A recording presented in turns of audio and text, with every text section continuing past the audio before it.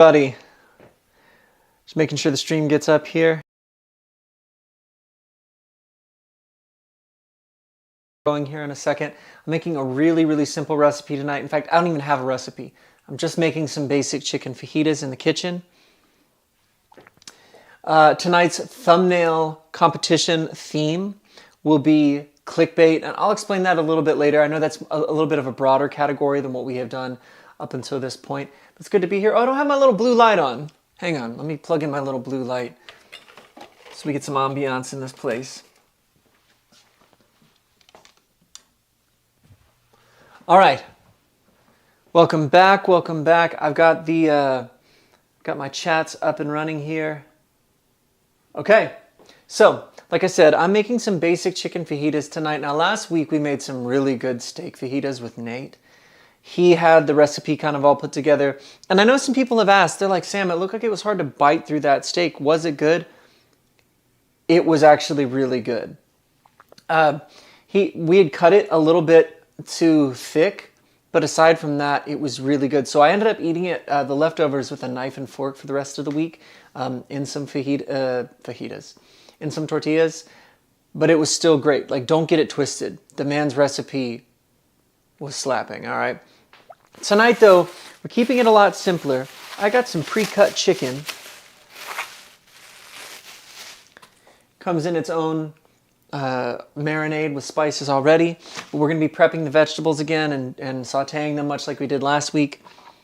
Tonight might be a little bit of a shorter stream because the recipe's not as involved. But I'm always excited to see you guys, and we'll have our thumbnail competition as always. If you give me just a second, I want to make sure that I've got everything locked in here over on the side. And I wanted to check just one thing.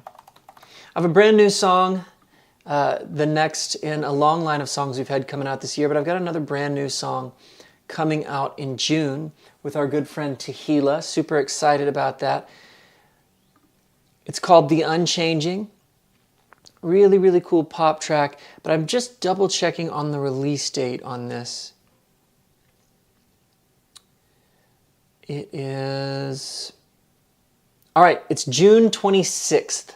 So those of you who keep up with the releases, that brand new track is going to be dropping on June 26th, The Unchanging, with our good friend Tehila. And we did a little audio leak of it a couple weeks ago. What's up? I see Callista in the chat. I see Francisco. I see Cassandra over on Instagram. So let's get to it, guys. Let's start prepping some things.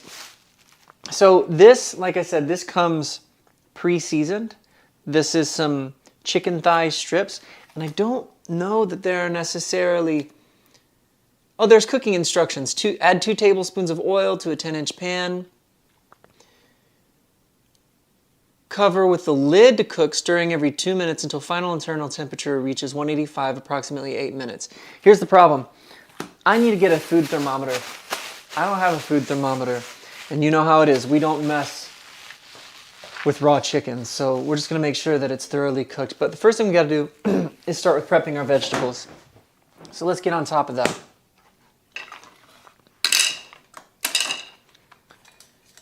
It is a beautiful rainy day here in Fort Worth, Texas. And that's not me being ironic. I really like it. So we have a bunch of bell peppers. We got to get those washed up. And then I have a white onion. And you guys know how it goes with the onions every week. But I still have some cut red onions left from a couple weeks ago. They've been in the refrigerator.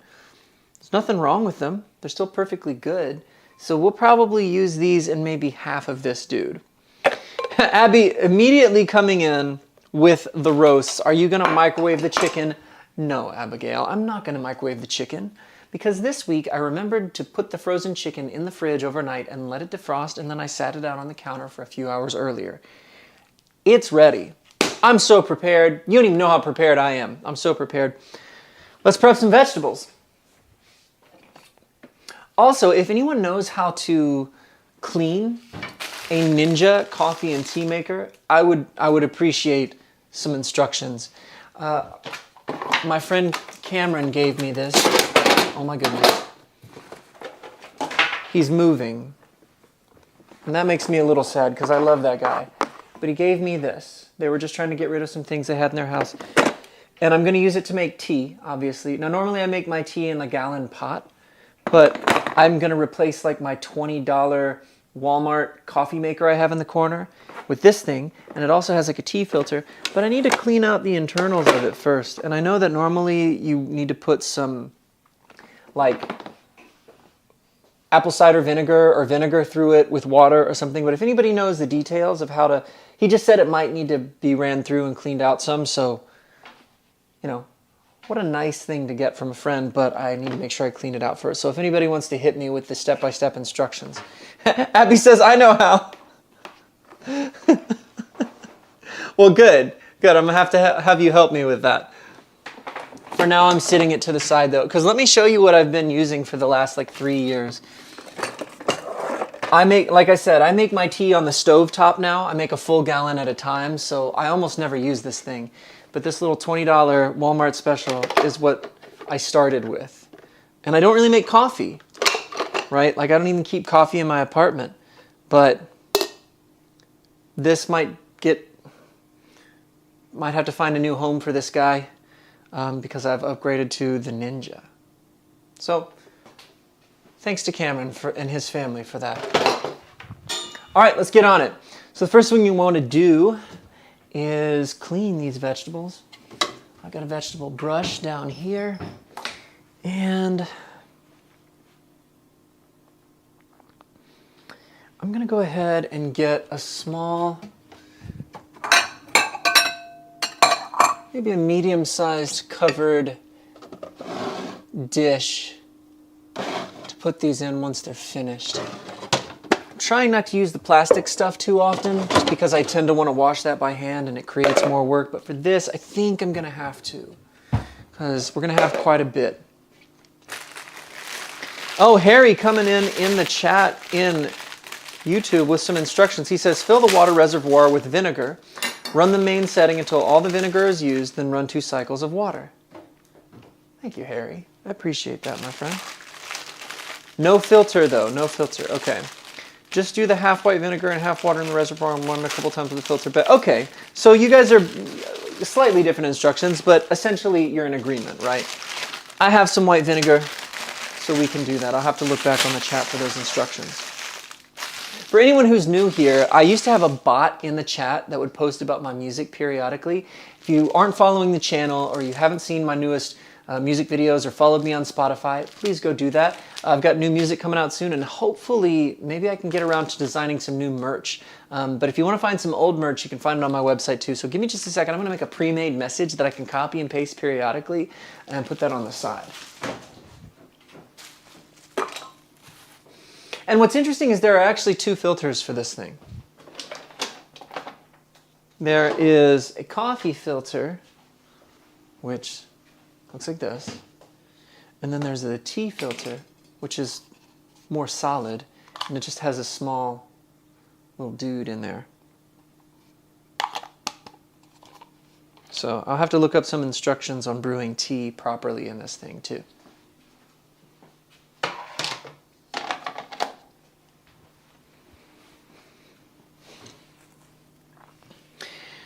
That man says, yo, Jesus loves you, brother, and I hope you had an amazing day.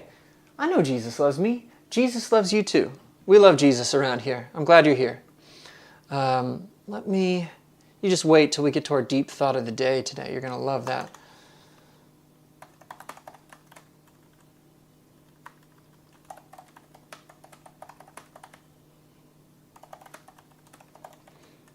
So I'm just making this pre-made message really quick that'll take you to my link tree, and then we can really get started on the recipe. Almost there. Cool. So I used to have a bot that would do this, but it was starting to get to where I couldn't turn it off. Cameron never struck me as a tea drinker. I think that one is clean. Clean the coffee filter. I'll clean both just to be safe. He definitely is more of a coffee guy. But I think he has had both. I don't think he's tea averse. He's just much more majors on the tea. All right, let's scrub off some vegetables. How's everyone else's week going?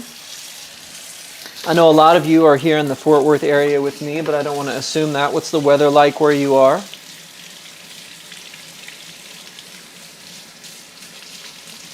Callista says, I had to choose whether to watch Amazing Spider-Man with my family or tune into your live. Guess what I chose? Oh my gosh. I am so honored. And we've had this conversation before, but Andrew Garfield is my favorite Spider-Man, so that's a big deal. Fight with me in the comments if you want to, but let me explain that if you're new here. I like every actor in recent memory that has played Spider-Man, and like many of you, I grew up with Tobey Maguire. And Tobey Maguire's movies were really good. They were really solid. They're a little campy. They're a little dated. They're a little indicative of their time. But they're still really good, right? Except for the third one. Like, the tone of the third one is all over the place, which felt really strange because the second one is still like a masterpiece. But one of the problems that I had with Tobey Maguire's Spider-Man, while it was character-wise almost perfect, is one, he wasn't quite funny enough. Like, Spider-Man is supposed to be quipping a lot of the time, almost as like an emotional defense mechanism, right? Sometimes it's because he's being brave, and other times it's because he's scared and trying to mask it. But more than that, Tobey Maguire's Spider-Man never really... He went through a lot of stuff. I'm not going to downplay that. But he still never really went through all the hardships that are canonical to the Spider-Man story, which is Captain Stacy dying, and Gwen Stacy dying, and Aunt May or Uncle Ben dying, and then finally like making his way to Mary Jane. Andrew Garfield's Spider-Man goes through all of those events. And I've said this before, it's not so much that I want a character to suffer arbitrarily, but one of the hallmarks of that character is that he chooses to persevere despite all of that tragedy. That's one of the things I've always loved about him. And there's a scene at the end of The Amazing Spider-Man #1, spoiler alert, where even Flash Thompson, and look, I understand that in the Tom Holland version of Flash Thompson, they've made him like pretty much just like a nerdy science guy like everybody else. I get it. It's because they go to the Midtown Science School, so arguably like he would still be a brainy kid. But, you know, I think Flash Thompson works better as kind of an out-of-touch jock. What I found so interesting, and I thought was a cool move at the beginning of the end of the Amazing Spider-Man, is that Peter is running around seeing all the ways, and this is one of the things that chokes me up to this day. He's seeing all the ways that he has inspired other people. So even though he's gone through a lot of hardship and loss, even at the end of the first movie, right? He sees that graffiti in the alley of his emblem. He sees Flash Thompson, who was a jerk to him in the beginning, talking about how Spider-Man inspires him. And what I appreciated too was that they show that Flash is not a heartless piece of meat, right? When Uncle Ben dies in that movie, he's expecting Flash to give him a hard time, and Flash is like, I'm sorry, right? He actually is a human being. So I thought it was cool that they gave some dynamics to that character too. But my favorite thing about Andrew Garfield's Spider-Man is that A, he goes through all of the heartbreaking events Spider-Man is supposed to go through, and B, that I just felt like he was the funniest of the three. And people have argued, they're like, yeah, but Andrew Garfield is too attractive. He's too good looking to really be Peter Parker, because Peter Parker is supposed to be like an unattractive nerd. And that, I completely do understand that, but that argument doesn't completely hold water for me, because he was still a very alternative type of person in that iteration. Like, he was kind of a skateboard punk. You know, he'd go out to the train yard and go skateboarding while Coldplay played in the background, right?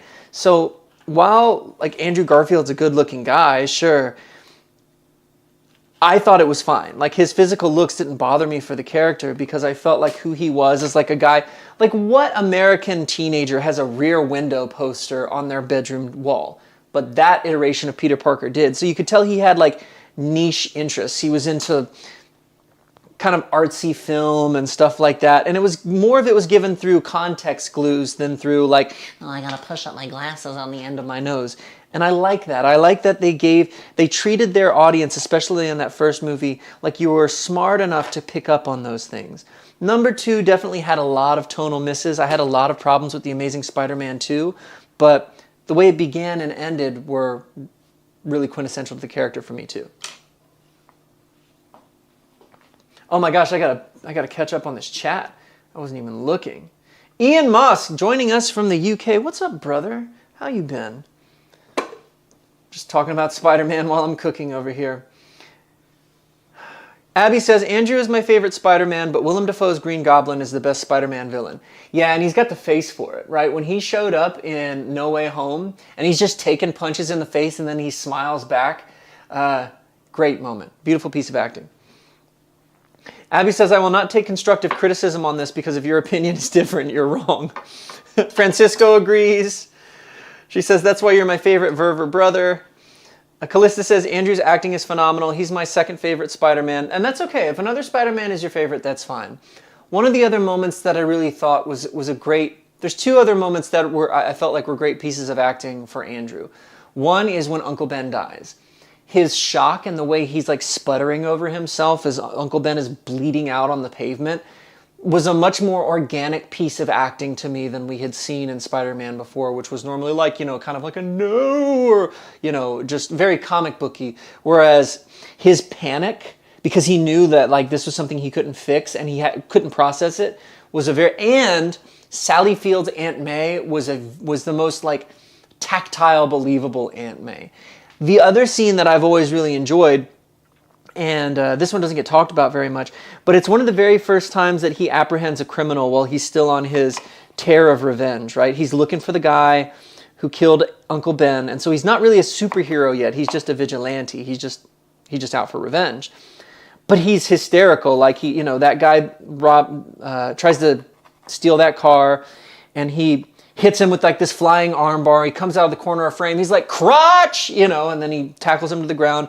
He's in the back of the car and he's like, achoo, and sneezes and webs up the door. The guy pulls out a knife and he's like, oh no, my weakness, it's small knives. And he's just he's funny. So you can see that foreshadowing of his wit to come.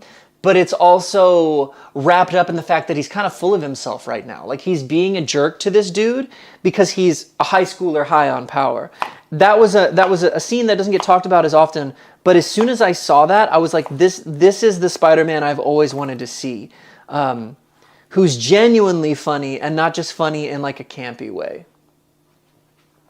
Tahila over there in Instagram. T, I was just talking about you a little bit ago. I was telling folks that our song is dropping on June 26th, so I'm really excited that you're here over on the gram. And yes, we were talking about my favorite Spider-Man, Andrew Garfield, and I just kind of gave my whole dissertation on that. So I won't repeat myself for the sake of all the people that are here already, but for a lot of reasons. One of the largest is because he suffers all the things that Spider-Man's really supposed to suffer. Andrew Garfield is my favorite Spider-Man. And then if you look at the end of the second movie, right? After Gwen Stacy has like very violently died.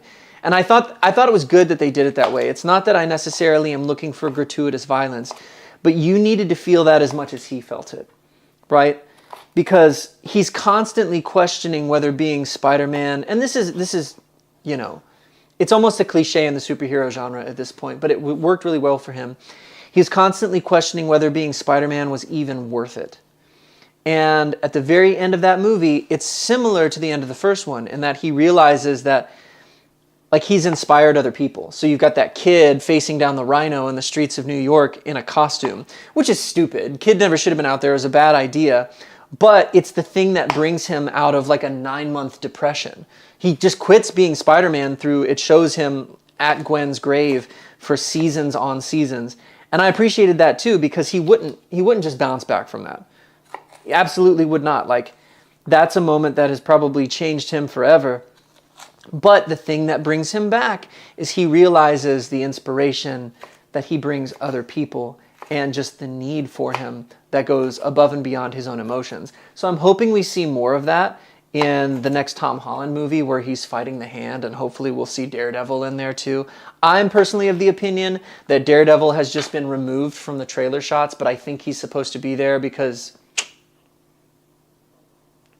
just the on-screen Daredevil we've gotten for the last decade is the man.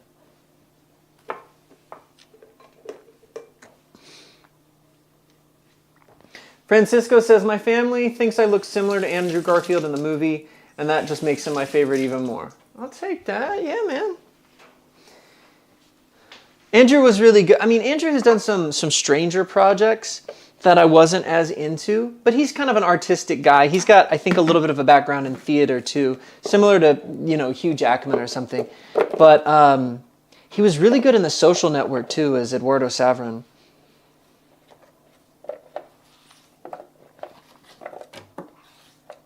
But you're going to get me going down a movie geek tirade if we start talking about that. We start talking about scripting and dialogue.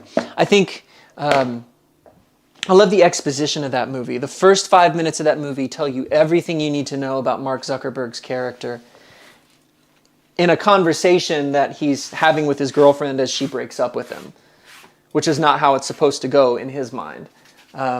But I love the way they inform you about the character, and basically everything you need to know that is going to be bookended at the very end of the movie is kind of telegraphed to you in those first 5 to 10 minutes.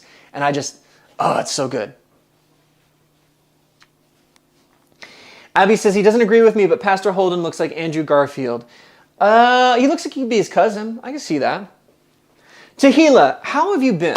How is life going in St. Louis? I know last we spoke you were doing well, but if you want to, feel free to catch us up.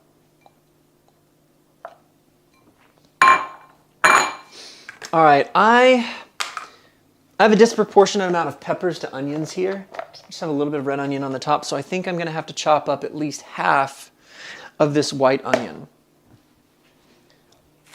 I'm gonna go at it raw.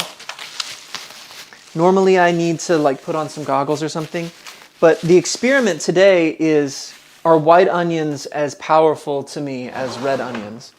I don't think they are, because when Nate was chopping his next to me last week, it really wasn't bad. So there's only one way to find out. I am gonna do the whole dripping water thing though, or running water. Callista says, I think Ben Barnes looks like Andrew Garfield a little bit. I don't think I know who that is. I don't think I know who Ben Barnes is, so you might have to tell me later. I'm just gonna bisect this thing. I'm just gonna go straight in half here.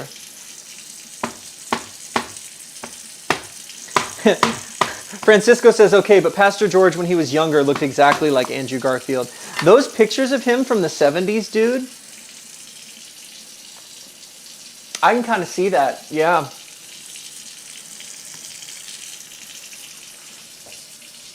So what does everybody think their celebrity lookalike is?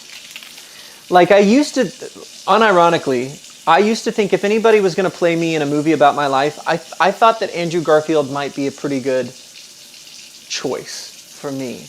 I'm not saying we're exact lookalikes, but I think he could still pull off the part. But if you had to choose your celebrity lookalike, or who would play you in a movie, what do you think? I forgot to wet hand, dry hand. Nobody tell Jacob. I don't think Jacob's in the chat right now. Yeah. I didn't wet hand dry. Okay. I smell that onion. There's a little bit of spice hitting my nose. But I'm all right. I'm all right.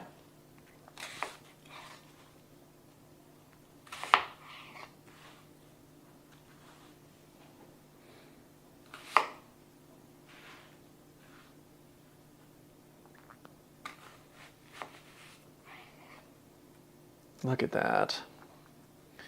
I got that in a pretty good shape. Pretty happy with myself there. Let's see if I can get those divided one more time. Come on. Come on, sharp knife. Yes! Let's keep going. Ah, that one turned sideways on me. Okay. I have to chop this a little bit more conventionally. Maybe.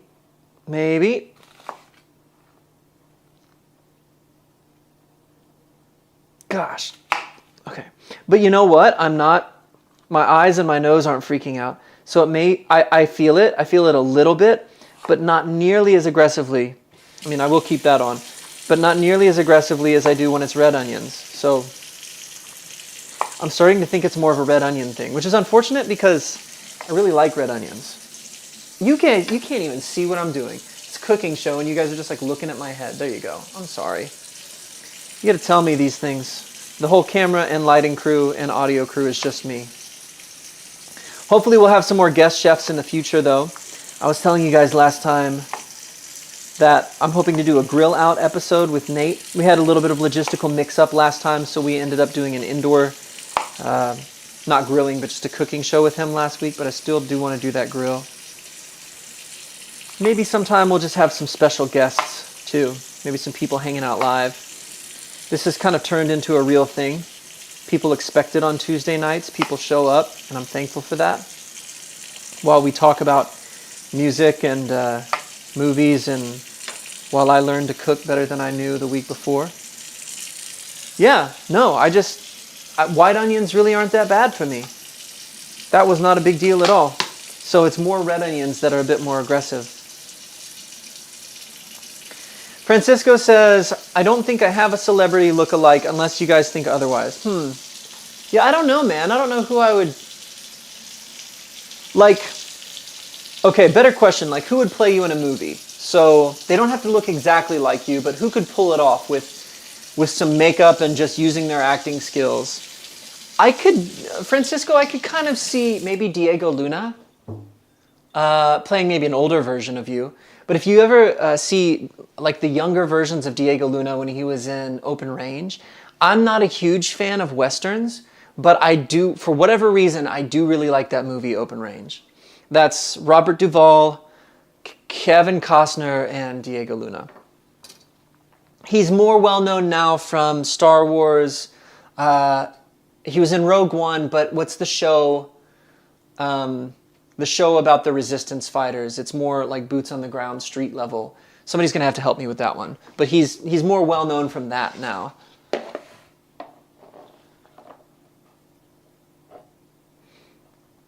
Abby says Vanessa Hudgens or Selena Gomez. I know Selena Gomez. I know Vanessa Hudgens' name, but I'm having a hard time picturing her right now. You'd have to send me a picture. I could see Selena, though.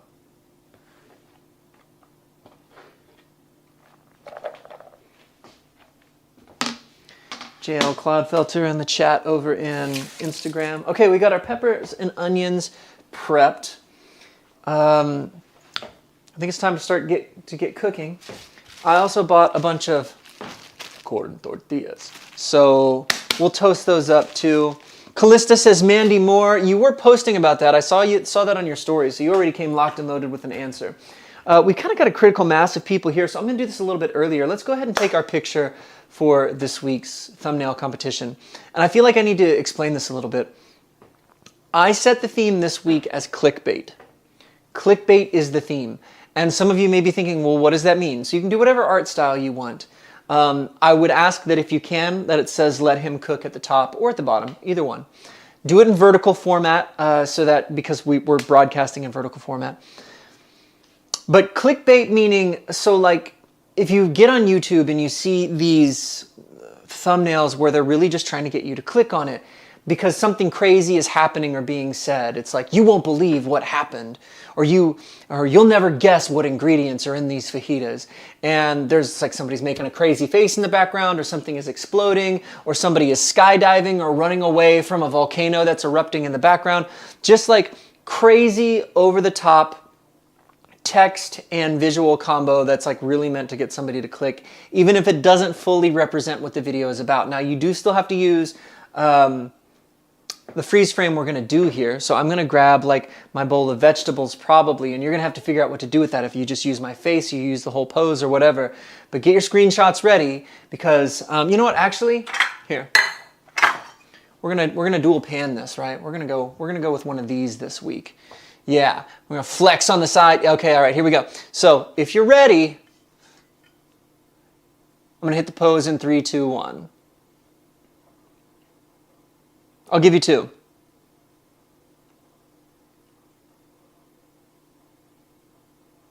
Okay, and then maybe like a running one. It's like we're running with the pans.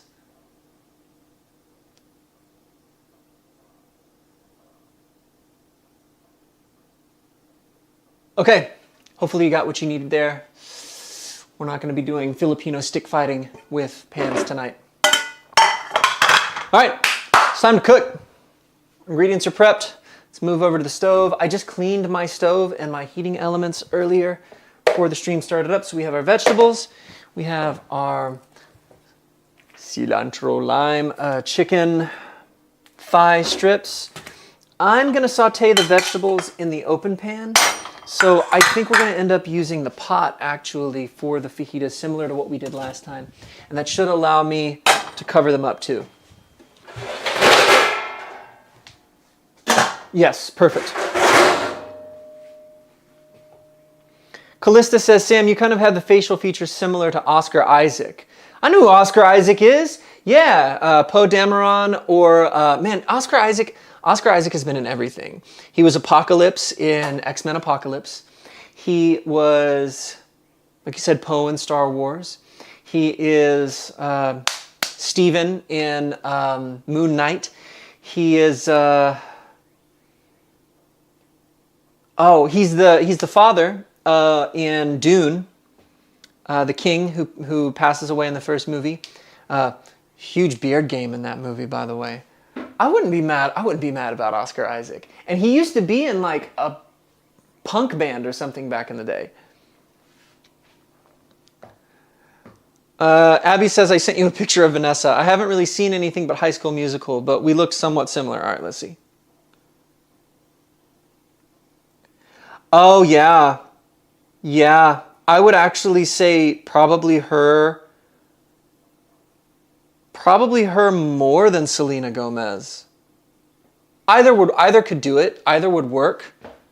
But like if I blur especially that first picture you sent, if I blur my eyes, you could almost convince me that that is you. Okay, we need to get this heated up. Let's reread these instructions here on the back. Add 2 tablespoons of oil to a 10-inch pan and preheat over medium-high heat. So we'll put that on about a 6. Cover the lid to cook, stirring every 2 minutes for approximately 8 minutes. All right, so we'll let that go ahead and preheat. And it's going to be a very similar thing with these vegetables. They're not very mixed up, but that should be okay. That shouldn't be a problem. So that's our holding tank for them. And I need a vessel to transfer them to once they're finished. That is not very big. I'm gonna get a mid-sized mixing bowl with a lid to store them in. Because the worst case scenario would be that I don't have something big enough to put them in once they're cooked. They should reduce though. That'll work. Cool. And then let's go ahead and plan ahead in the same way for the chicken. I've got a glass container with a top here that should work. So let's talk about the deep thought of the day. You guys know that really famous C.S. Lewis quote? And I don't remember it word for word, but the basics of it are that if I find that there is nothing on this world, or nothing in this world that completely fulfills me, nothing that really takes me over the top, then the only logical conclusion I can come to is that I was made for another world. I've always really identified with that quote. Anybody who knows me knows, even when I was in college, I had a professor one time tell me that I had an overdeveloped sense of grandeur. We've talked about that before, so I don't need to go back over that again. That heating element is smoking because I guess there's some, I thought I cleaned it well, but I guess there's some oil or something, some refuse of some kind that it looks clean, but it's smoking. So where's that coming from, dude? I guess I need to just clean it more thoroughly, but it's going to have to work for now. So I was thinking about this when it comes to travel, when it comes to social media, things like that. When I was younger, when I was in college, I remember I came up most of my life in a very small town. And when I say most of my life, I mean up until just a few years ago, okay? And I love where I grew up. I absolutely love it. So this is not me talking down about the small cornfields and football town I was brought up in the Midwest, because it's beautiful. I love it. But I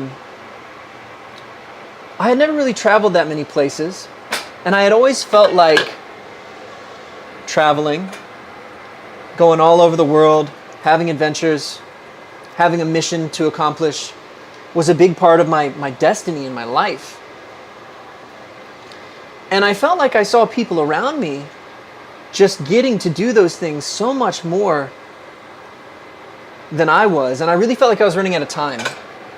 You know, I was at the end of my undergrad or going into grad school, and I'd gotten to go a few places during undergrad, I finally. But I started to kind of see the light by that point, but it took me a long time to get there. And then once I started getting the opportunity more because of work, JL, the theme is clickbait. So whether it's me skydiving while making fajitas, or running away from a volcano that's blowing up behind me, or if it's some text that says, you know, he thought he was making fajitas until this happened. I want you to just be as satirical and make fun of clickbait thumbnails on this edition. Just keep it PG, because remember, we love Jesus up in here, so I have to be able to still post it and not like cause problems. But otherwise, the theme is clickbait. All right, I'm gonna take this off because even that avocado oil is starting to smoke a little bit, so I don't want it to be too hot. I'm gonna start laying this chicken in. So as I started to get to travel for work, and at this point, me 10 years ago or 15 years ago would be so relieved to know the places I've gotten to go now. Like for work, I've been to Ireland, I've been to London, I've been to Chicago, Miami, Pittsburgh, Las Vegas. I'm about to be in Denver here in a couple of weeks. There's a long list of places that I've had the privilege of going, and it's been work pretty much every time. I mean, a lot of the times it's been long days just seeing the inside of a hotel conference room, and then I've gotten out and gotten street level when I can. But then when I've had the opportunity, if you've looked on my YouTube channel, you know, I've made travel vlogs. And I try to make those fun and interesting and watchable. And don't get me wrong, I'm so blessed to have been able to go those places and do those things. But the thing that I realized especially as I solo traveled, was that no matter where you go, there you are. And that a lot of the places that we really, really romanticize, they have their problems. Look, London has problems. New York City has problems. Chicago has problems. And sometimes solo travel was not nearly as glamorous as even I make it look in my vlogs. Sometimes it's just lonely. You got nobody to share it with. You're experiencing things, but it's like, well, I'm here. I guess I'll take a picture. You have security concerns, especially if you're overseas. You're trying to keep track of your passport at all times.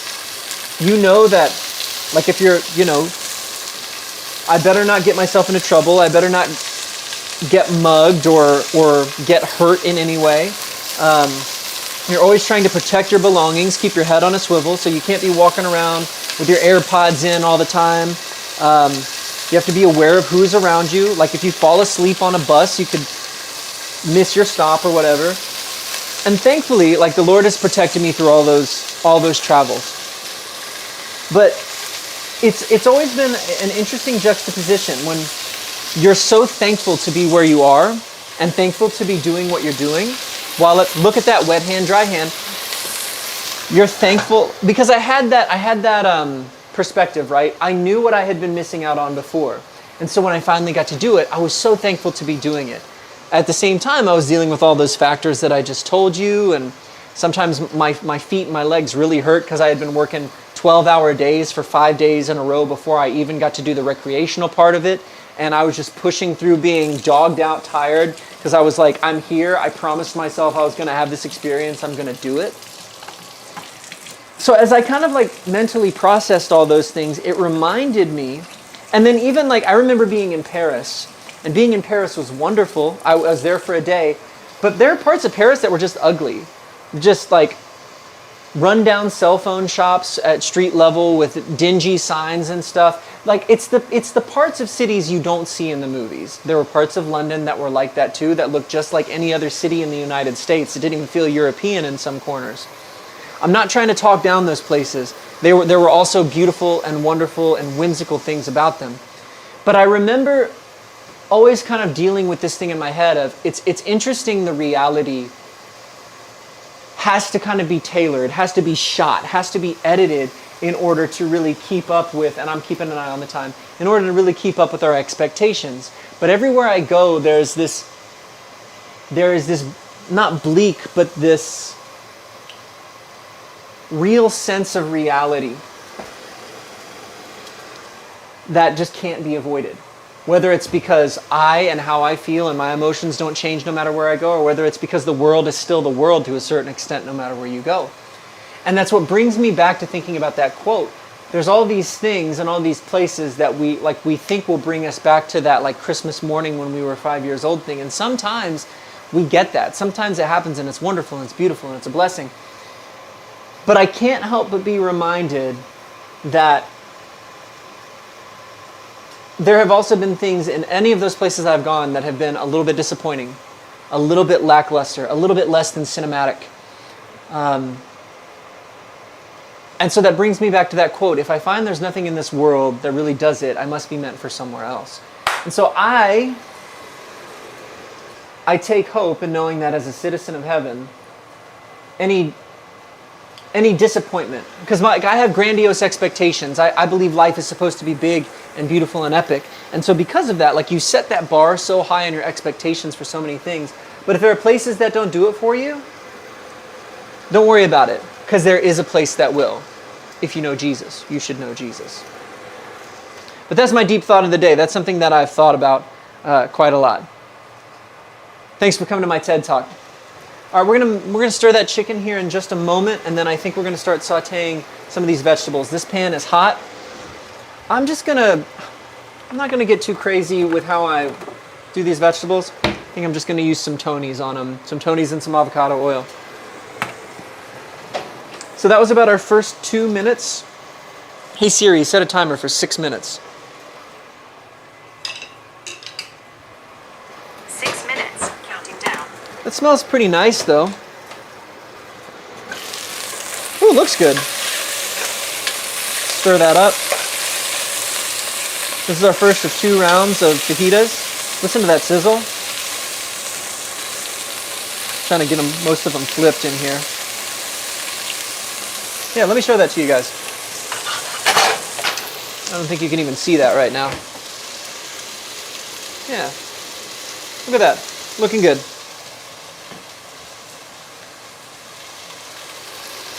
So, I want to ask you kind of a twofold question. One, what is your favorite place you've ever traveled? And two, have you ever experienced that same thing? Where you went somewhere and you recognized that it was beautiful and you recognized that it was something to be thankful for, but it also was kind of disappointing in some ways you didn't expect. What was that like? Where was that? We're not trying to run places down the road. We're not trying to say stay away from this zip code. But I have my suspicions that that's a pretty universal experience, because I follow like travel pages on Instagram, and they'll say like what it looks like in the edit, and they're like what it's actually like, and they take away all of the color grading and the hyped up colors in the edit, and sometimes it's really doggone disappointing when they just like show, if I just set a camera up here and shot this location versus when I did all the editing and stuff to it. So if you ever experienced that, I would be interested to hear that story. All right, let's work on some vegetables.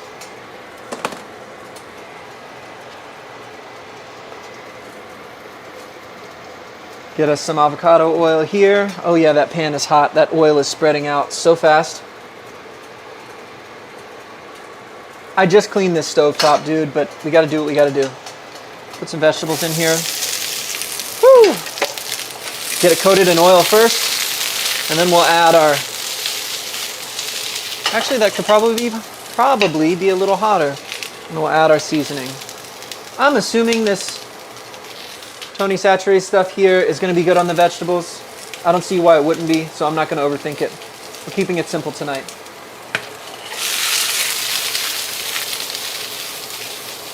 I'm going to be honest, that's the way I've heard Jacob and Sarah pronounce it. But is that actually how you pronounce this? How do you pronounce this?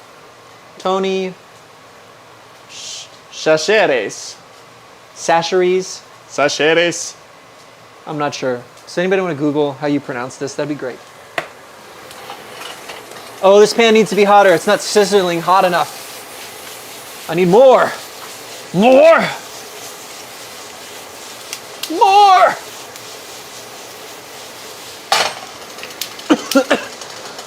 Excuse me. Where'd my oven mitt go? It's time to stir these chicken pieces again. Oh, those look wonderful. That's awesome. Woo! They're sticking to the bottom a little, but I'm not really going to worry about it. They're coming up pretty easily. Pretty easily. Yeah. All right. And back to the vegetables.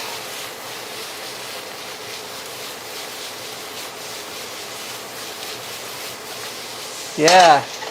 Getting some nice verticality on that makes me feel fancy.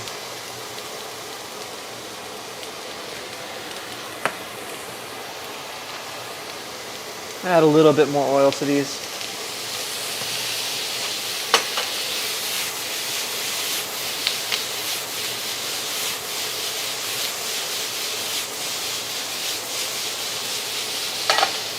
Maybe we'll add a little black pepper to this. Can't hurt anything, right?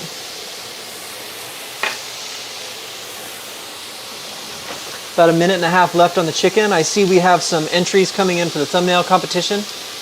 I'll go through those shortly. Take a look at the chat. Francisco says, now that I think about it, Abby, you do kind of look like Vanessa Hudgens. Sarah says, I can see the Oscar Isaac thing a little bit. Callista, have you seen Moon Knight? JL says, too skinny to be Oscar. But see, here's the thing. I'm currently bulking up, right? Like I'm getting there. Look at that. Look at that. I'm getting there. I just got to stay on that grind. So once I finish bulking up, maybe Oscar, we'll see. I'm not saying I'm not emotionally attached to the idea. I'm just wondering if there will be a phase in my life that maybe he could cover.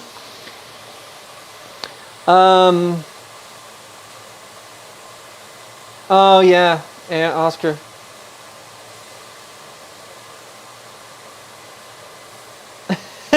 Sam just got a cut though. If he Oh yeah, Oscar does definitely have a wider jaw than I do. That's not a lie. That's not a lie.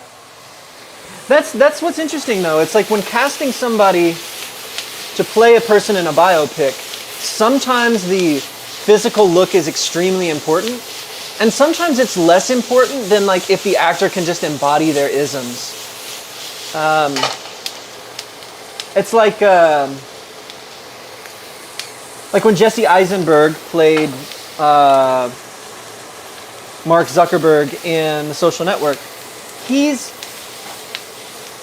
passably like Mark's type, but he doesn't really look one-to-one like Mark. It was more of the way that they had him act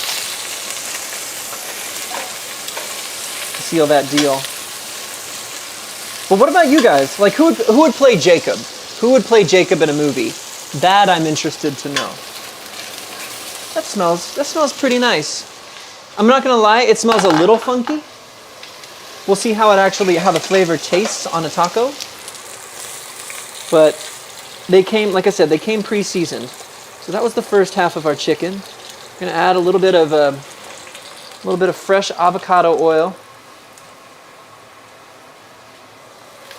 And do the second half. These vegetables are probably ready to be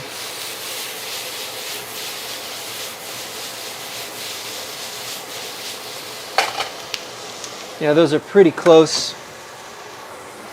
We'll get that chicken laid in.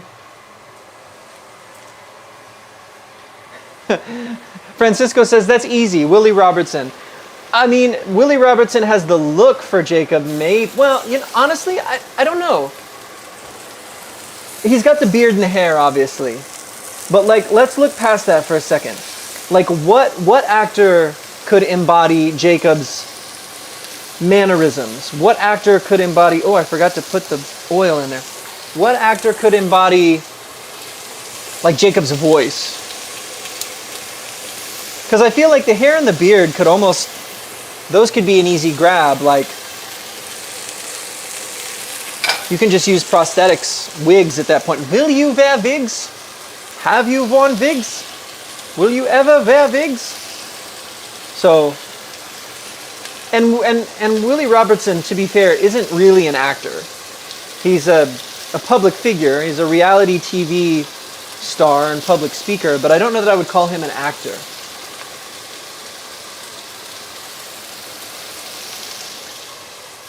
You know what? He would have to be it would have to be a much younger version of him. But you know who I think?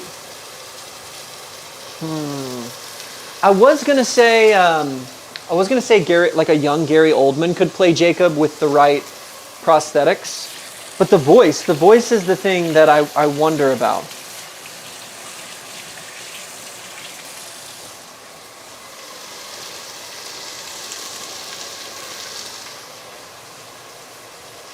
Abby says Peter Franzen. I don't know that actor off the top of my head. You're going to have to help me on that one. All right, we started that timer. These vegetables have been pretty roasted over here. So it's time to get into the second batch of vegetables, I think. Get more into our peppers. That's looking good. And I know I've heard Peter's name, but I'm blanking on him as an individual.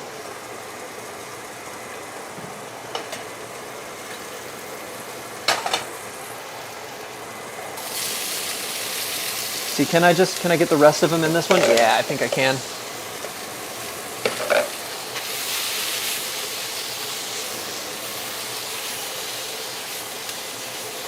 I'm gonna have to clean my stove again, dude. I'm flipping stuff all over the place.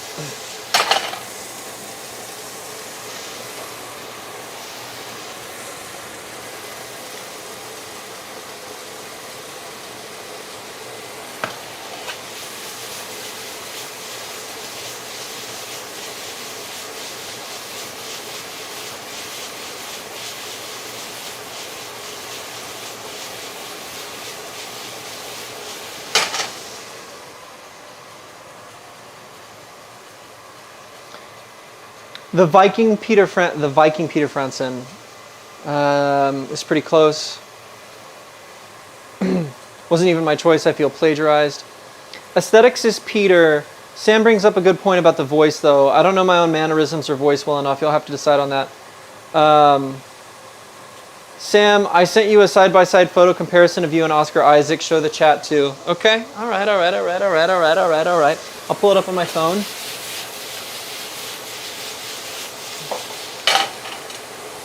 Now, I will say this, like, Oscar is he's a very versatile actor. I mean, yeah, I could see, like, an older version of me. Hang on, it's gotta focus.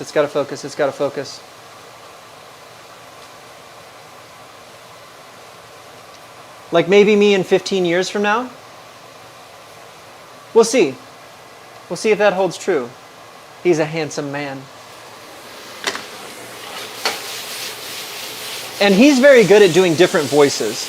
Like, I barely recognized him as, as King Atreides in Dune. I barely recognized it was him.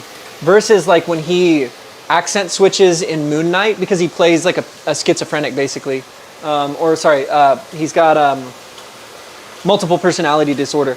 And like his body language changes from one character to the next, and his voice completely changes. He goes from like an American leading man sound to like a sort of fearful Cockney character. It's Mark versus Steven.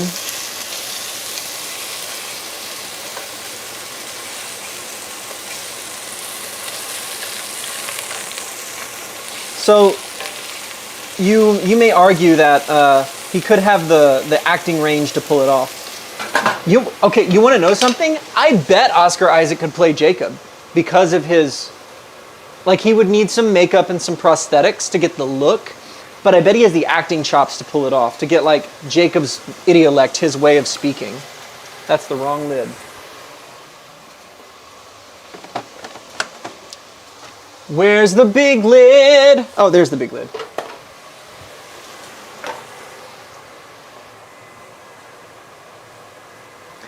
Jacob says, to be fair, I'm Swedish and Norwegian, but Finland is definitely close enough. Abby says, I couldn't point those three out on a map, so they're basically the same thing. That's fair. All right, let's keep these peppers moving. I think this pan needs to be even hotter. Add some more seasoning.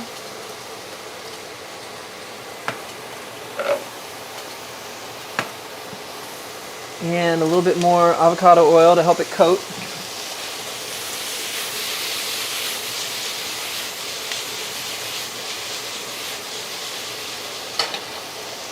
Yes, that smells wonderful. It smells like I should be having Italian sausage though, because I've got the orange and red peppers in there. And that's a scent I'm more accustomed to, not in fajitas, but with Italian sausage. All right, it's time to move this chicken around again.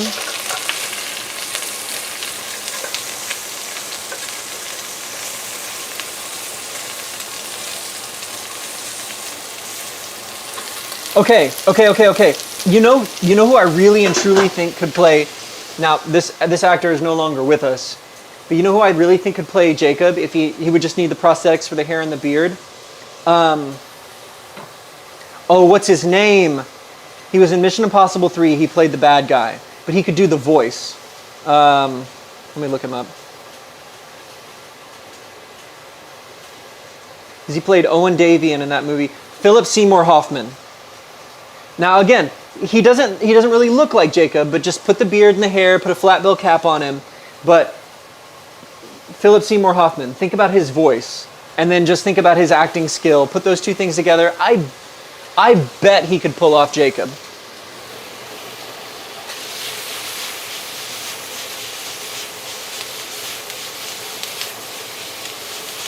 Yes, we're getting some burn marks on those peppers. That's what I want to see. They're so colorful.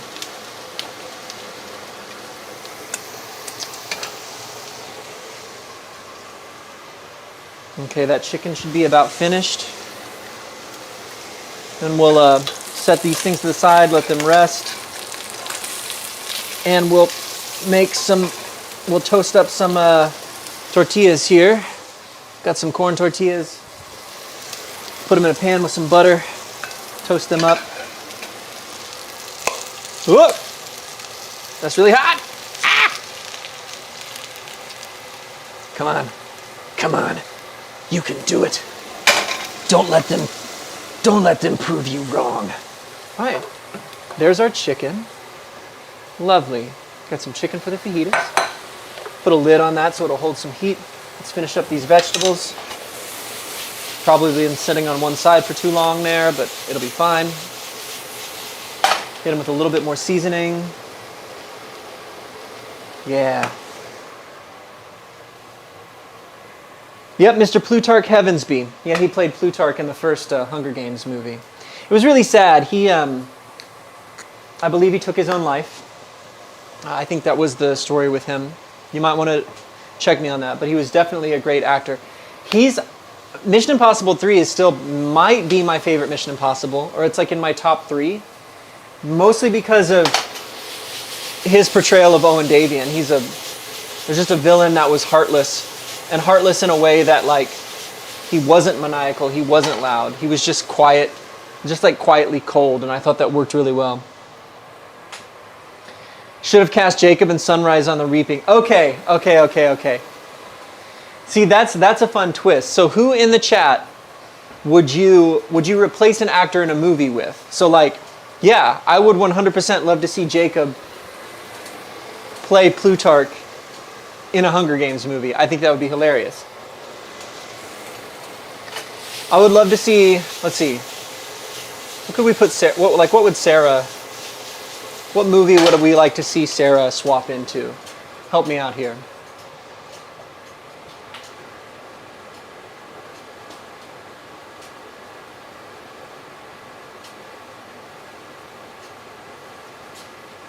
Yeah, I'd like to know what your ideas are on that. All right, these vegetables look good. Okay, here's the thing. My pan has been blackened by these vegetables and this high heat and this oil. So any of my fajitas pros in here, there's two things I could do for the tortillas. Obviously, I'm going to put butter in the pan no matter what. I'm going to use some butter to kind of toast a few corn tortillas. Should I do that in a fresh pan? Or should I do it in this same one? Is this just going to add to the character of what we get from that? Let me know. I'm going to pause a second before I do that. Clean up a little bit here. Because otherwise, we're basically good to go. Basically ready for dinner.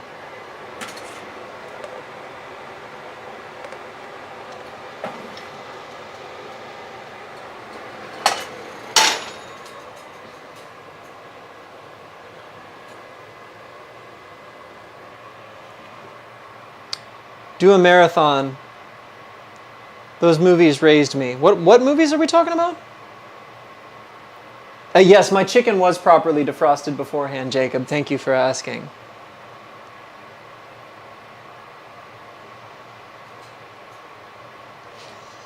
The thing about the Hunger Games movies was the first one is actually the worst, in my opinion, from what I remember. Because I have read or listened to the books on audiobook, and the first one was the one where they made the most like arbitrary changes. Peeta is supposed to lose his leg. He doesn't lose his leg. Katniss is supposed to, I mean, otherwise all the correct things happen, but she's supposed to have like a swollen face and like lacerated, because she gets destroyed in that first book. And then they have to build her, like, they have to do reconstructive surgery, basically. They have to put her back to Beauty Base 1, right, with all of their future tech.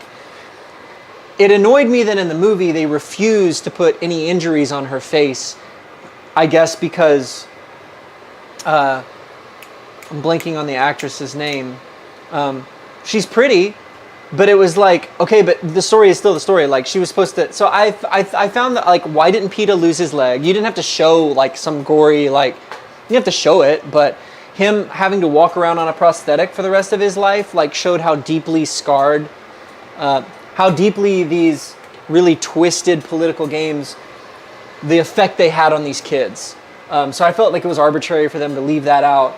And then I just thought it was annoying that, like, she didn't get as beat up as she was supposed to, again, because, like, the games they're not supposed to be glamorous. They are dystopic for a reason. They're emblematic of, like, how we'll cheer for reality TV, even though people are doing and saying terrible things to each other. How much more the things we do to, like, child stars and things like that. But then after that, all the movies that came after were almost beat for beat from the books, and I thought that was cool. JL Clodfelter says, Lord of the Rings raised me. Abby says, yes, I was bald when those movies were coming out. Lest we forget. Calista says, Abby has similar features to Lana Condor. I don't know who that is. Abby is not Asian, but here's something does anybody know? I'm just going to use this pan. You guys are talking about movies. Nobody's helping me cook. It's fine. It's fine. It's fine. Here's the thing. I know what Abby's ethnic mix is, but if I didn't, you could probably convince me that she was part Korean. I know there's no Korean in her blood, but, like, you could probably convince me of that. Because there are some like Pan-Asian cultures that don't have exactly the features that we think of as, like, a cliche Asian features, that are a little bit looser. And you could probably convince me, if I didn't know her, of that.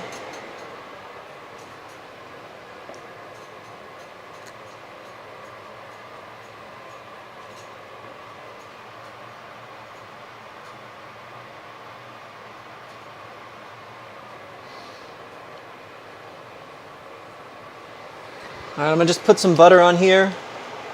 We're just gonna send it. We're just gonna toast some tortillas. I wish David were in the chat. He would know what to do. David is out of town fixing big toys.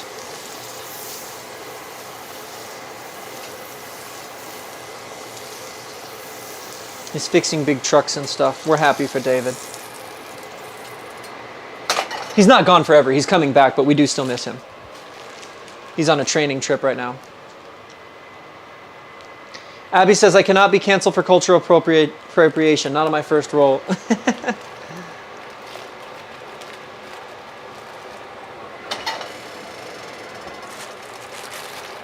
All right. Do I even have space for 2 on this pan? Sort of, if I fudge it.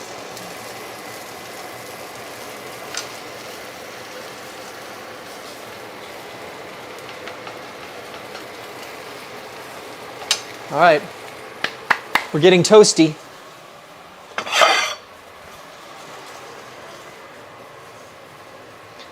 Aeon Flux.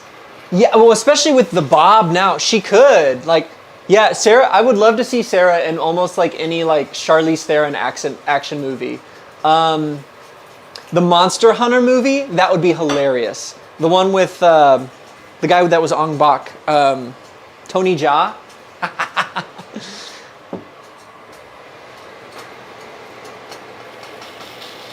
Was Aeon Flux Charlize Theron, or was it Kate Beckinsale? Because I feel like they got very similar roles for a while.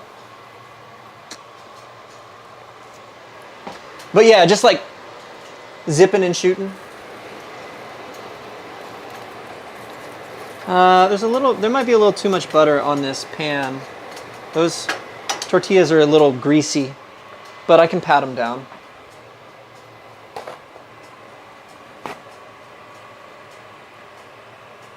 Francisco says, I also get compared to Ralph Macchio from Karate Kid 1984. You know what? Like, obviously, you guys are different ethnically. He's more Italian and you have more Mexican. Because I know you guys are half and half too. But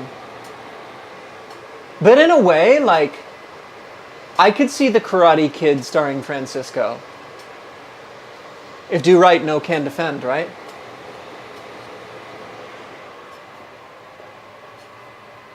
It was Charlize, but Monster Hunter wasn't. Okay, yeah, Monster Hunter was the other actress.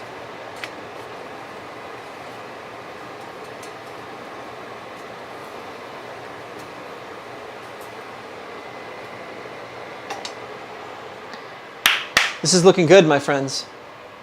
Monster Hunter was the chick from Resident Evil. Yeah, I think that might be Kate Beckinsale, but check me. Has anybody heard any good music recently? Anything that's new to them?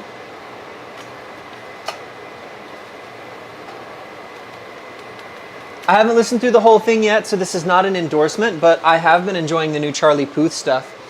It's more mature for him. It has this like really wholesome 80s throwback vibe. I really enjoy Home with Hikaru Utada. Hikaru Utada. And it's probably Utada Hikaru, right? Because in Japanese, they lead with the family name first, not with the first name.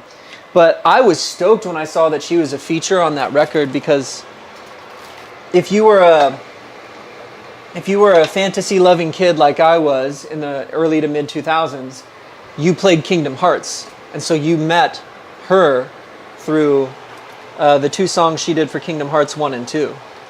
And what a flex for Charlie Puth to not only get her on an American pop record, but to let her sing in Japanese on that song. Oh, it's so good. Not a mystery, every time you leave, that's when I feel. Don't you know that you're the one that makes this house a home? Yeah, don't you know? I don't remember the rest of the words, but that's the part I remember. You're the one that makes this house a home. And ooh, don't you know? I don't remember that second line. But I haven't heard the whole record yet, so I don't know, if all of it is parent approved, but I like the songs that I've heard from it. Changes, Cry. Cry has a Kenny G solo on it. Okay, let me talk to you about Kenny G for a second. Well, let's catch up on the chat. Mia Jovovich, that's right. I'm sorry, yes. Sarah said, I tried the band Seosin because I heard them in Guitar Center. It was cool in Guitar Center, but not as much once I listened to the album. Well, hopefully nobody from Seosin is watching right now. JL Clodfelter said, I've been listening to this artist called Tony Robbins. He's really good. I know Tony Robbins' name. Why do I know? Is he what does he do? I definitely know that name.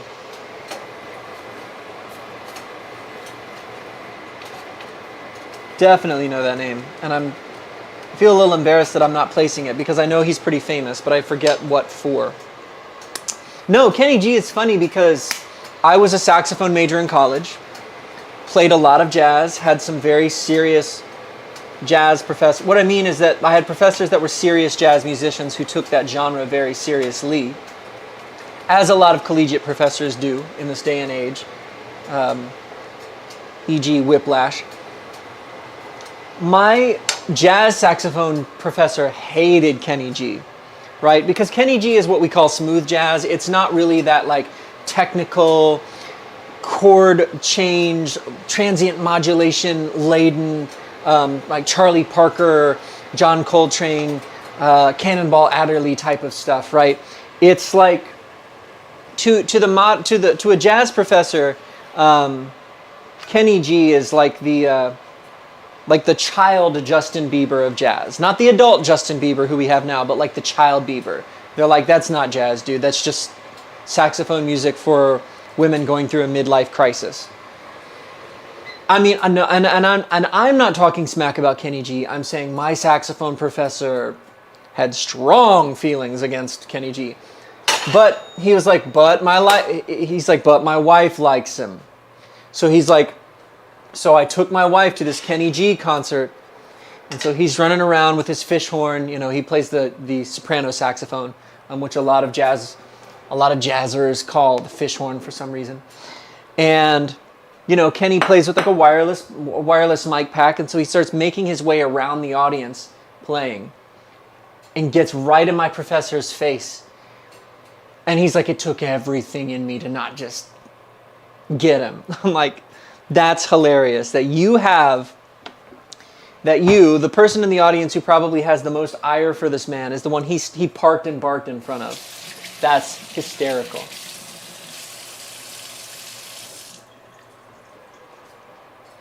Oh, Tony Robbins is a mental life strategist. Oh, okay, yes. I know who he is. He's always sitting, he's that deep-voiced guy, really big dude, always sitting back in the chair. Yes, I know who Tony Robbins is. The reason that I didn't register was because I was accessing the part of my brain that was looking for musical artists and not like podcasters. Okay, yeah, no, I know who he is.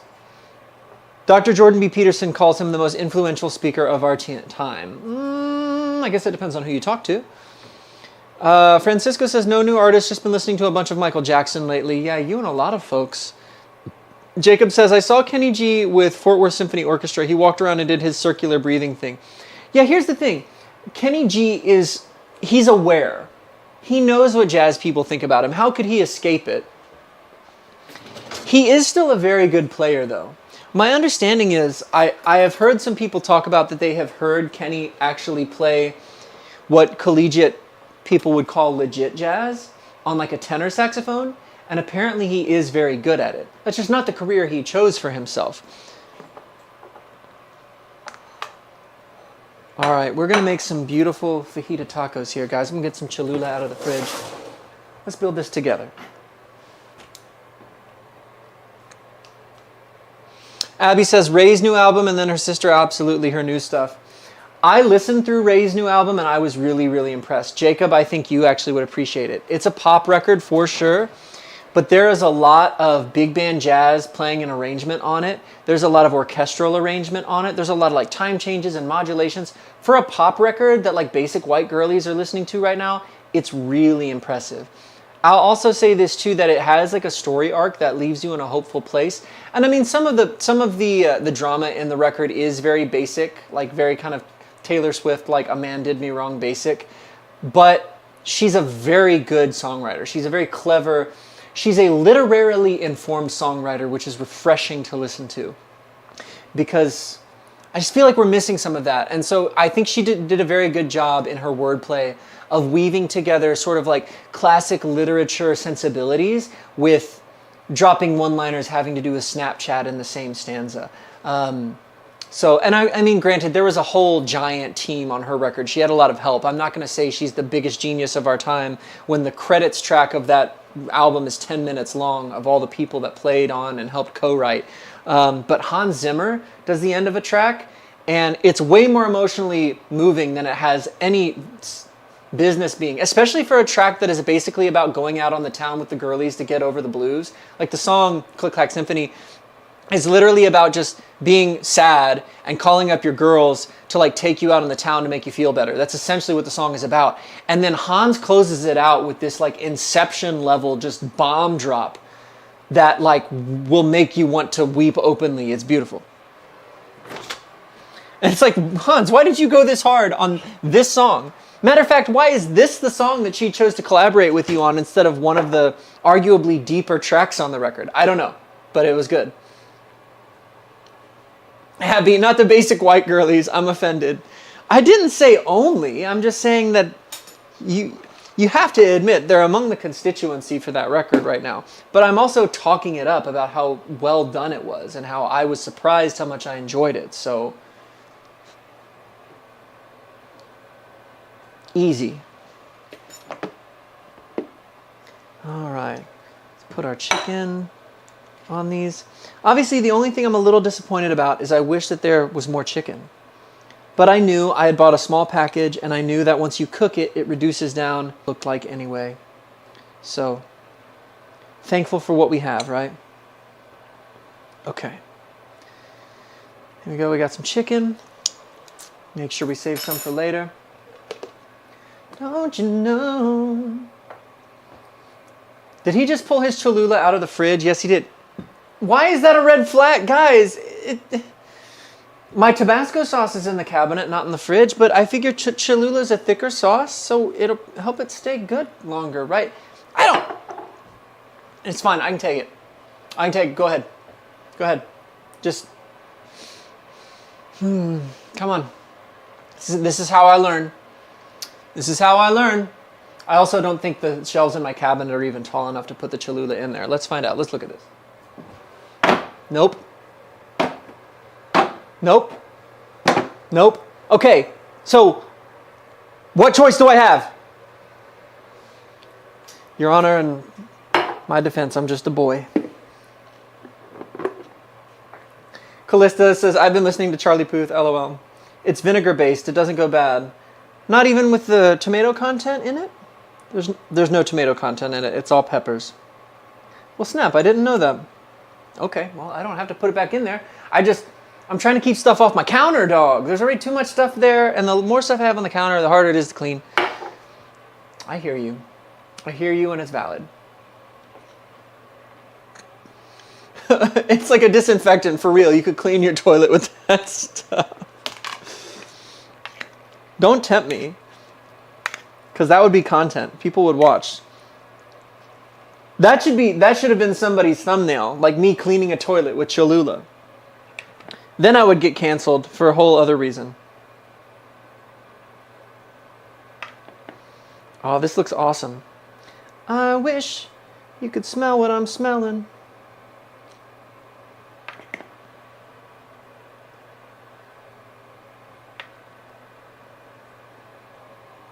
Yeah. Oh, that's great. Transplant that dude over there. That taco's a little overloaded.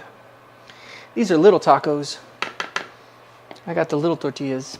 I got the little tortillas. Well, now that you refrigerated it, I don't know if you can leave it out now. Why not? What difference would that make?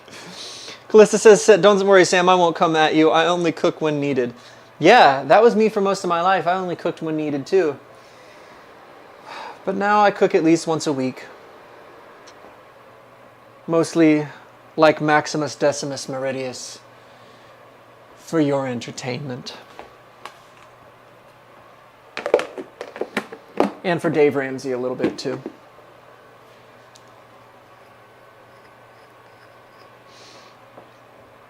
Now, unfortunately, I don't have any cilantro to drizzle on this, or to sprinkle on this rather. So we're just gonna have to make do with our basic boy tacos here tonight. I have some shredded cheddar cheese in the fridge, but I'm not trying to do these Tex-Mex style with any sort of lettuce or cheese. That's not Mexican, that's Tex-Mex. This is a thing that I know. But you know what? I am going to have a little boba tea with it. And as has become our new tradition, we will sit down and start dinner together, my friends, and look at the thumbnail submissions. So let me just put this tea together.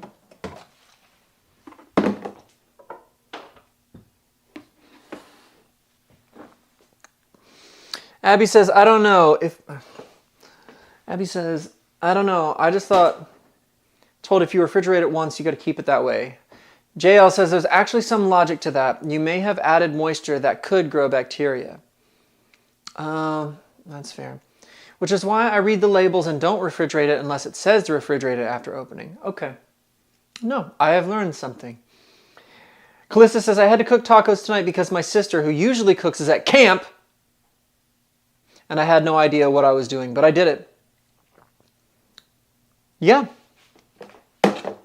No, you could start your own cooking. You could start your own cooking show, Callista, because that's how this whole thing started for me. I just knew that.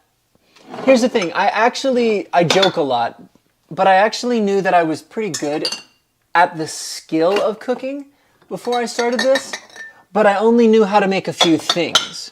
So I felt like because like one of the very first things that I ever started making back in the day was that Asian-inspired soup we made 2 weeks ago together on this show.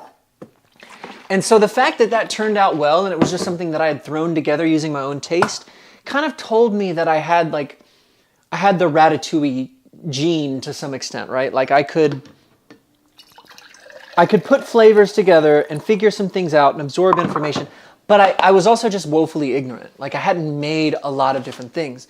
And so I decided that we should go on this journey together.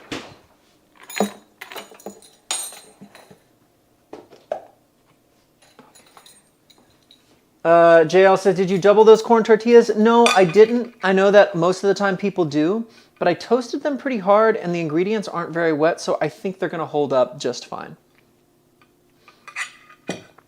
Those corn torts. Did you double those corn torts, son?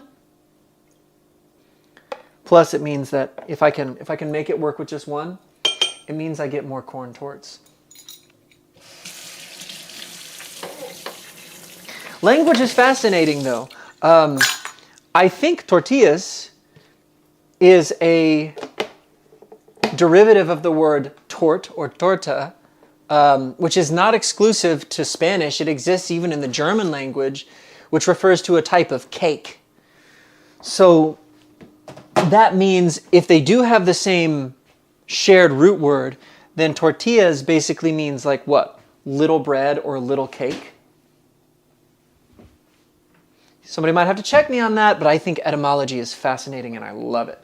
Okay, I'm gonna have to clear off a space. My table, it has a giant Ninja coffee maker on it, so give me just a second. We'll clear that off. We'll check out this food. We'll see how I did tonight. And we'll look at some thumbnails. But you guys know this is a whole, until such time as I get a crew, this is a whole situation. We have to migrate you over here. We got to turn the light. Got to bring you down to this level. I know, it's messy over here. It's messy, guys. I have a lot of projects going on, and some of them are professional, and some of them are personal. So, bear with me. But these tacos are pretty. I'm pretty happy with that. Ain't nothing to be mad about with those tacos. Chilled Cholula, single corn tort. Dude is not doing Mexican properly. I know. This is why you're here. Okay, I want to experiment with the lighting here. What if I do this? Oh yeah, that's instantly better. Bro's Cholula is as cold as his boba. Keep him coming. Lightly roast me. I know it's because you love me. Okay. I actually think these need more Cholula. I can just see the blatant lack of sauce. I do have... Ooh, I have some salsa, though. I'm going to put some salsa on... Is this picante okay? What was the expiration date on this one? There's no date on it. But I know this one is good.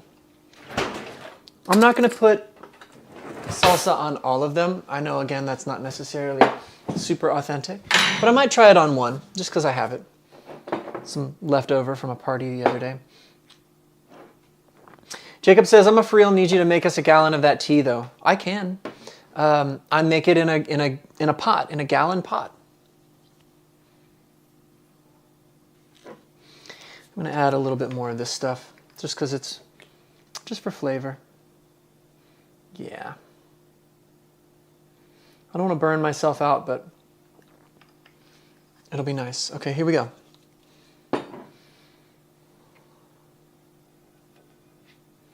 Lord, we thank you for this food. Call it blessed, and we thank you that so are we. Let it be all good and no bad. In Jesus' name, amen. All right.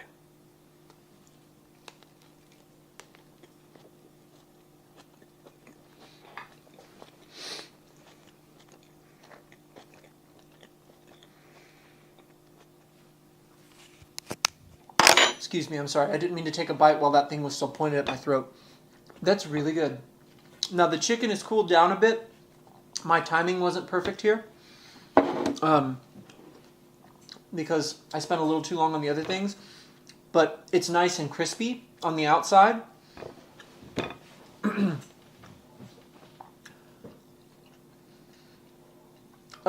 don't have tapioca boba, unfortunately. But the way that I do this is pretty lightly sweet anyway. I make it with passion fruit puree and passion fruit syrup. But I'm pretty conservative on the amount that I use. It is sweet, but it's not overly sweet. For a full gallon, I use a little over a half a cup of puree and a little over a half a cup of syrup. And the puree is sweet too. It's almost more like a syrup in and of itself. It's like a different type of syrup. So that equates to essentially a little over a cup of sweetener type ingredients added for a full gallon of the stuff. Cold chicken, cold Cholula, 1 tortilla. Yeah, but it doesn't really seem like it needs two. Like, searing these in the butter gave them a lot of structural integrity on the bottom. They're holding up really well. I think you mean 1 tort. Abby says, I cannot bring myself to say that. Okay, I'm going to finish this 1 taco. And then before I eat the other 2, I'll pull up the thumbnails. I haven't even looked at them yet.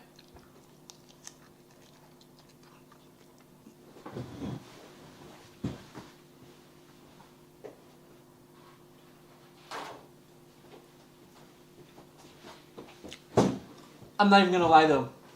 This is really good. I'm super happy with this.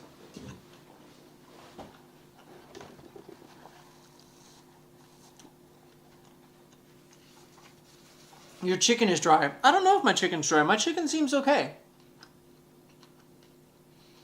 It's crispy on the outside. It's got a little bit of a crust, but the inside doesn't. No, it seems good to me. He's chewing forever too. Abby really pulled up and said, you know? No, I'm enjoying it because when you do the tortillas this way, it gives them a little bit of crispiness on the outside, like a halfway point between a soft and a crispy taco shell. We can hear how dry it is in your swallowing, bud. Look, I don't know what to tell you. It's good. I am enjoying it. I'm enjoying it. I think I did a good job. And if I'm having a good time, I guess that's all that matters tonight.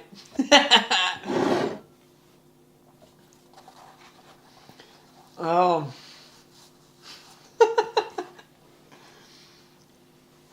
I guess you'll just have to make some for the class next time. I genuinely think I might have to start doing some like episodes of this with some guests. Just guests around. The only thing of it is the microphone situation.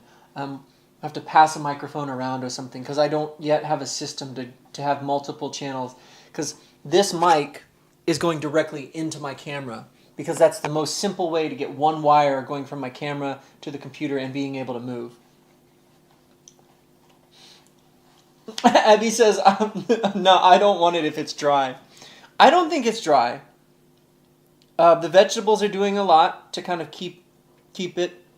Let me just show you some of this chicken. It is a little crusty on the outside, but the inside, well, the inside's all right. Literally made chicken jerky. All right, let's take a look at some of these. Let's take a look at some of these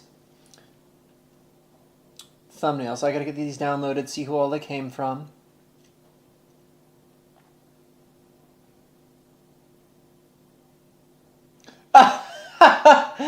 Jacob, that second one is crazy. Oh my gosh, there's so many. Okay, yeah. Okay, I forgot that the theme was clickbait. This is hilarious. Oh.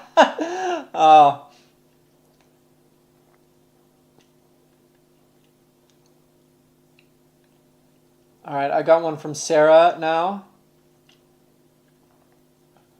Okay, I've got Jacob's. I've got Sarah's. Let's see who else we got some submissions from. And if I miss you, let me know. I'm having to go through my different options. Looks like I have one from Abby. Okay.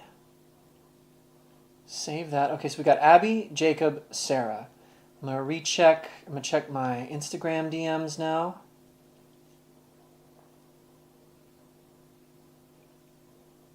Looks like we got one from Francisco too. All right, beautiful, beautiful.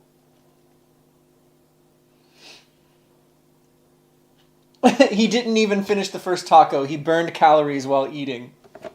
Chat, Abby, are you in Chat GPT just coming up with new roasts for me? It's fine. I can take it. I can take it. Jacob, I'm gonna download those other ones you made. I know that those are not your official submission. Your submission is your first one, but I still think they're hilarious.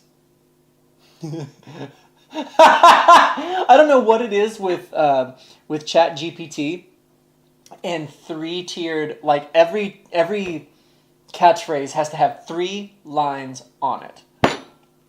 That's how I knew that, like, I saw a minister the other day that had a poster, and I went, that is 100% made by ChatGPT, because it had that. It had the font you and I were joking about, that it's like one of the 5 fonts it always uses, and it had like a this, that tagline on it. I was like, that was made by Chat. All right, got to airdrop these to my computer, and we'll rock and roll. So I have Francisco, Callista, Abby, Jacob, and Sarah.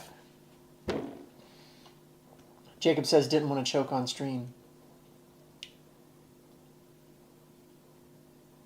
All right. Oh, Callista just sent me one. Callista just sent me one. Nick of time. Ha! Callista, I really like that one. I do.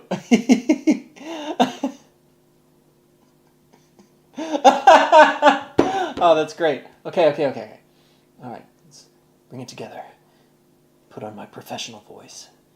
And airdrop it to the computer.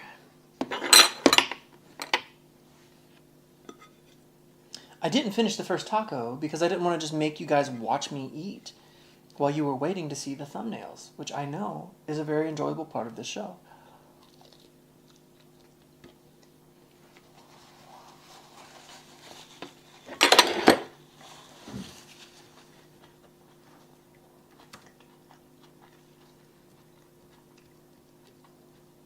Okay, there are so many of these to look at because of Jacob's bonus submissions.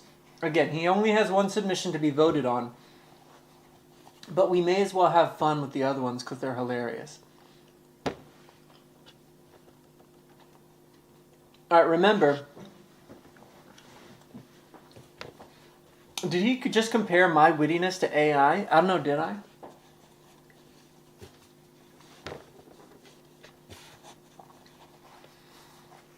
You're speaking to Suze, I was over here. Now remember, when we look at these, because I'm only using one screen, I can't see the chat while I'm looking at these because they take up my whole screen. So I'll have to catch up on chat after the fact. But we'll add a screen capture. I can do this faster now. Application capture. And it's going to be preview. Perfect, perfect. All right, let's bring these guys in. All right, here's our first one. This is from... Who is this one from? I'm sorry. I have so many submissions, and some of them come by text, some of them come by Facebook Messenger, some of them come by Instagram DM. I think this might be Francisco's, maybe? Not Francisco. Who sent me the dinosaur one? Is this Abby? This is Abby. Okay. This one is from Abby. I'm enjoying it. He's not just cooking. He's surviving. We've got the volcano erupting in the background. I'm being chased by not one, not two. Well, okay, this T-Rex is clearly chasing me. I think the other dinosaurs are just running for their lives. I just happen to be in the maw. And then obviously we got to let him cook. And we've got the triple vortex tornadoes back here. Abby, the weather girl, you're going to have to let us know if that can actually happen. This is wonderful. This is adventurous. And what's even better is the fact that I still have a microphone on my shirt. So arguably, I'm live streaming during this extinction level event. Next up we have, I think this one is from Callista. Let me double check. This one's very similar. Let him cook, but I got chased by bears. There's a certain era of YouTube that belongs to, but I got chased by bears. I appreciate, look, I don't even think you should change this. I don't, because I think it's funny. I have 3 legs. Or maybe I only have 2 legs, but it's like a cartoon where I'm running so fast that you get duplicate frames, like in the old Bugs Bunny cartoons. So maybe that's what's going on there. That's what we're going to say. I love that I'm actively sauteing some chicken here, or vegetables. But what a nice little vegetable spread I have going on here with my mason jars and stuff. I really enjoy the vibe of this one. The outdoorsiness of this whole thing. I like this a lot. Okay. This next one came from Jacob.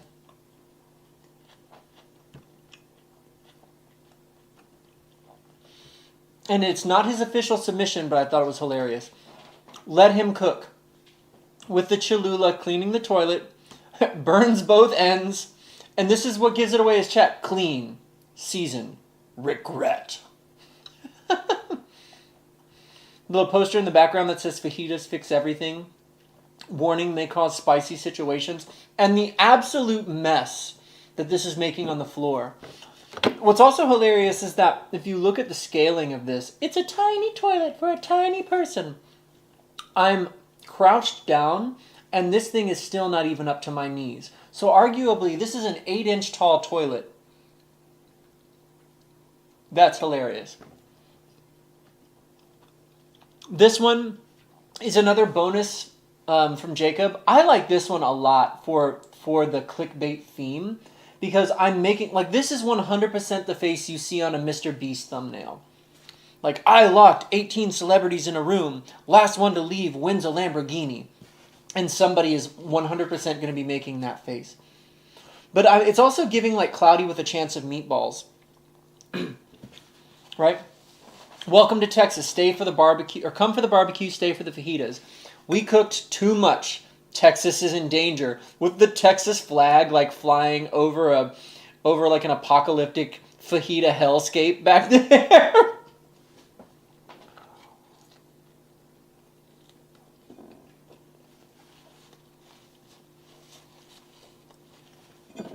That's wonderful. Okay, this next one comes to us. I think this one is Francisco's. Let me double check. Okay, yeah. This one's from Francisco. Francisco took a very different direction. And it's bold. It's wonderfully bold. It's so spacey. It's so like Flava Flav or something. I love the logo in this one. Like, again, definitely one of those AI fonts I see all the time, but I love how characteristic it is with the little crown. That's cool. It's very hip-hop too, right? Like, I got the gold chain that says chef mode on it. Ugh! Look at my forearms are not that defined in real life. They aren't that beefy yet. I'll get there. But, man, that's a manly forearm. Look at that. 5-star meals only. This man doesn't miss. Absolute legend. Again, all very 2010s clickbait type of stuff. Which is perfect. That's exactly what we were looking for. There's vegetables exploding everywhere. I gotta get me a gold chain like that. Yeah. Wonderful. Okay, we got two more. I think this next one is from Sarah, maybe? Again, I have to double check. Yeah, okay. This one's from Sarah. Let him cook. Let him burn. Kitchen chaos. Culinary menace. The emoji is a beautiful touch. Like it's the year of our Lord 2017, and I just watched a YouTube tutorial telling me how to get more views, and this is 100% the thumbnail I would make. I've got like the outline around the main character. Dude. I love this. Tier lists. 10 dishes that should be illegal. Just thinking about the brief only. This checks off all the boxes, right? Like trying to frame me as some kind of it's like some kind of controversial expose trying to cancel me. The emoji, the tier list, the oven is on fire in the background and the kitchen is full of smoke. This is beautiful. As far as like clickbait goes, this is beautiful. And then we have Jacob's official entry here. Also very clickbaity. They said not to cook this.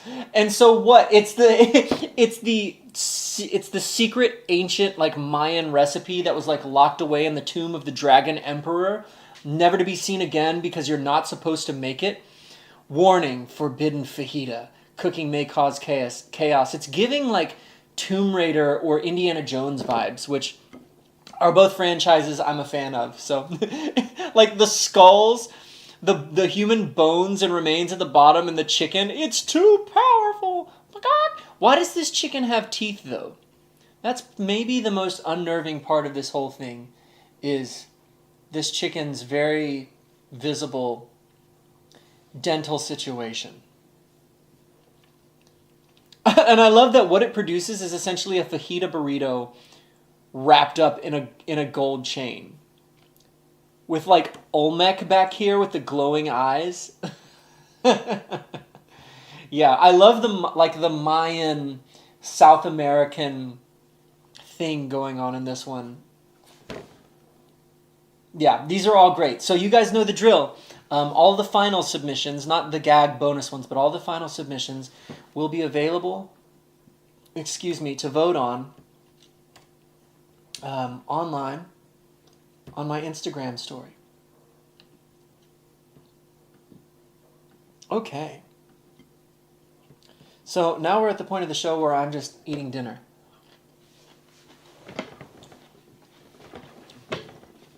Abby said the first illegal dish is the chicken he made.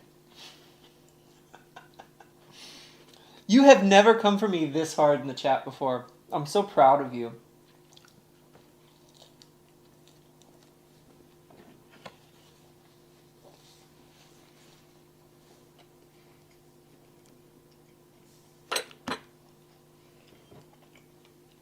Okay, my friends. Well, you came to watch me cook. You came to hang out and be good friends. We talked about our deep thought of the day, which wasn't a direct scripture this time, but it was a spiritually based one. I'm happy with these. I don't know if you would be happy with them, but I am. And so I'm going to call that a win for me and my refrigerator for the week. Callista says, which image do you like? Okay, so she says, we've never asked this one yet, but what is your favorite clickbait one? That's a good question, because I don't vote. I don't vote in the weekly poll. I really want to leave that to you guys.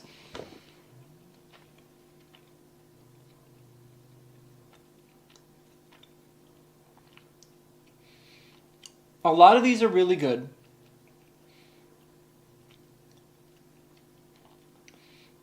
Callista, aesthetically, like just based on how it looks, off the cuff, yours may have been my favorite. But in terms of the brief,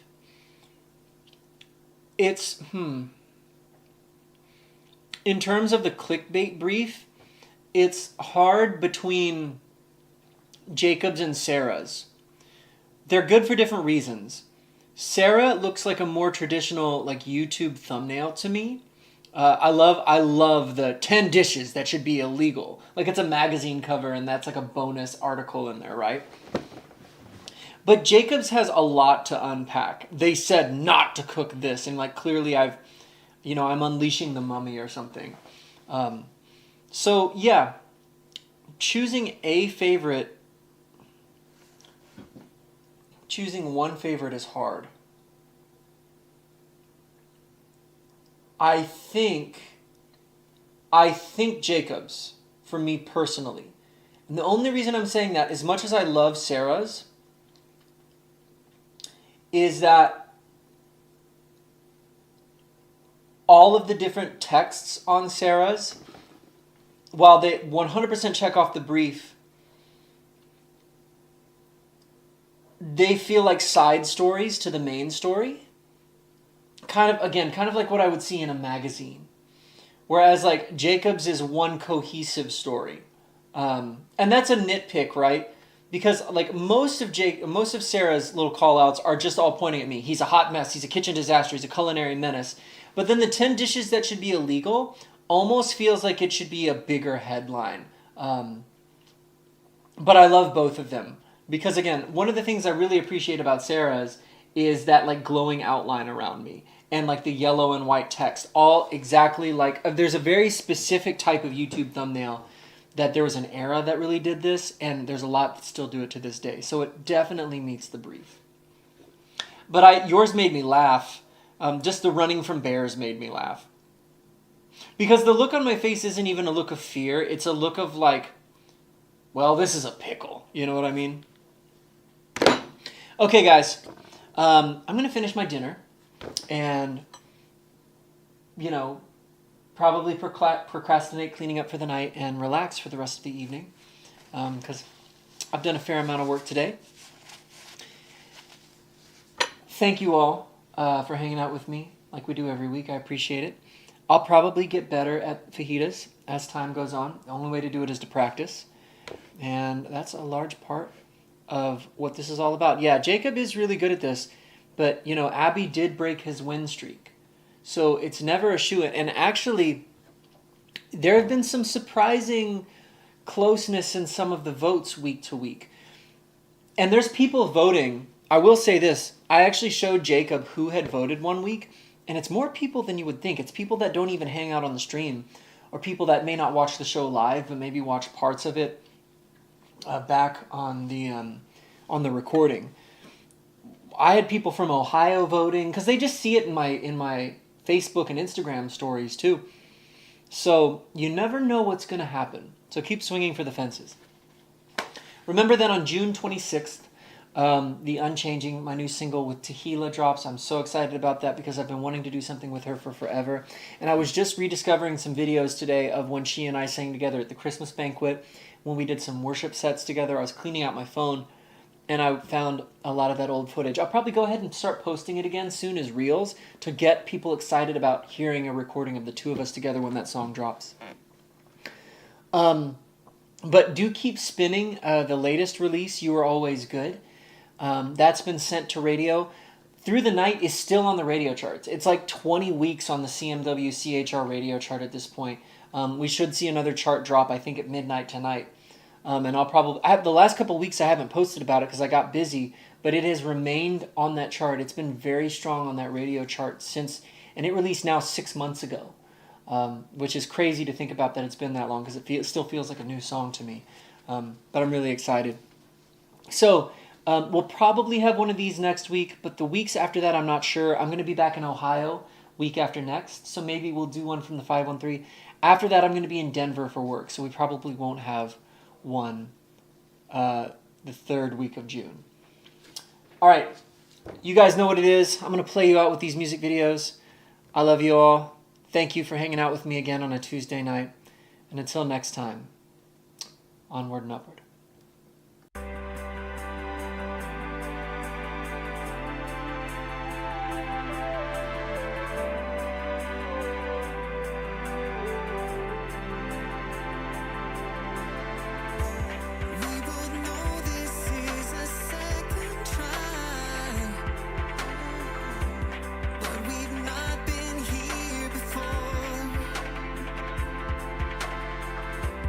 Finding innocence.